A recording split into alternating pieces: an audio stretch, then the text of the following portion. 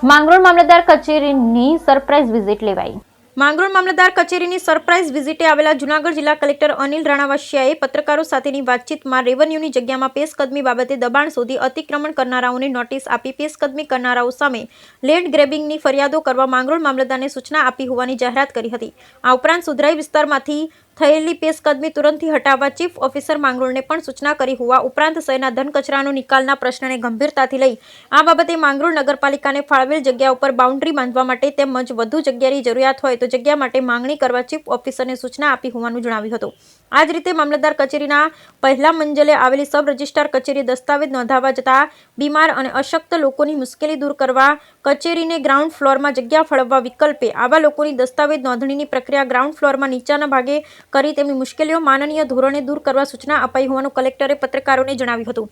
જોકે ગત ધારાસભ્યની ચૂંટણી પહેલા રાજ્યના મહેસૂલ વિભાગના રાજ્યમાં દબાણો દૂર કરવા કરેલ આદેશ મુજબ માંગરોળ તાલુકામાં ગામે ગામ રેવન્યુની જમીનો ઉપર થયેલા દબાણોના સર્વે સ્થાનિક મામલતદાર કચેરી દબાણ શાખા દ્વારા કરાયા બાદ દબાણ કરનારાઓને દબાણો દૂર કરવા નોટિસ પણ આપેલ દરમિયાન ધારાસભ્યની ચૂંટણી જાહેર થતાં જ આ કાર્યવાહી આગળ વધતી અટકી ગયા બાદ દબાણની ફાઇલો અભરાઈએ ચડાવી દેવાઈ છે। તે બાબતે જિલ્લા કલેક્ટરે મૌન સેવ્યું હતું। કલેક્ટરની વિઝિટ સમયે ધારાસભ્ય ભગવાનજી કરકઠિયાએ કલેક્ટરની મુલાકાત કરી અને કેશોદા પ્રાંત અધિકારી કુવંદના મીણા પણ કલેક્ટર સાથે રહ્યા હતા। Bureau report Vinubhai Meswaniya Mangrol. મામલતદાર કચેરીની મુલાકાત હતી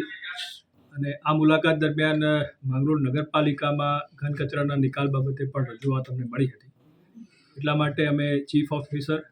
મામલતદાર શ્રી એસડીએમસી તમામ સાથે આજે બેઠક કરી હતી અને આ બેઠકમાં મને ધારાસભ્ય શ્રી ભગવાનજીભાઈ પણ હાજર હતા।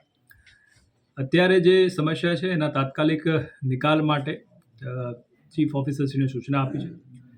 આ બાબતે એ પણ ધ્યાન આવ્યું છે કે એમને ઘનકચરા નિકાલની જે સાઇટ છે એ અગાઉ એક જગ્યાએ કોઈ ફાળવી આપી હતી, તો એનો પણ તાત્કાલિક એ કબજો લઈ લે એવી પણ એને સૂચના આપી છે।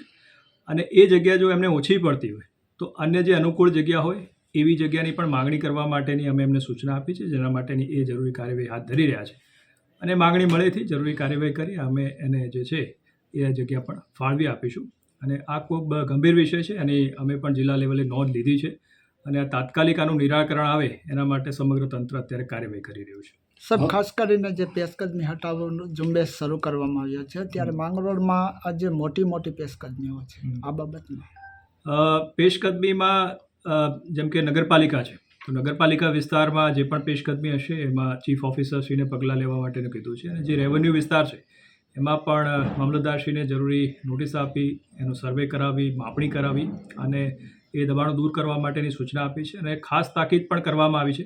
કે જે આવા તત્વો છે જે વારંવાર આ પ્રકારની પ્રવૃત્તિ કરે છે એની સામે લેન્ડ ગ્રેબિંગની પણ ફરિયાદ દાખલ કરવામાં આવે એવી પણ એમને તાકીદ કરવામાં આવી છે।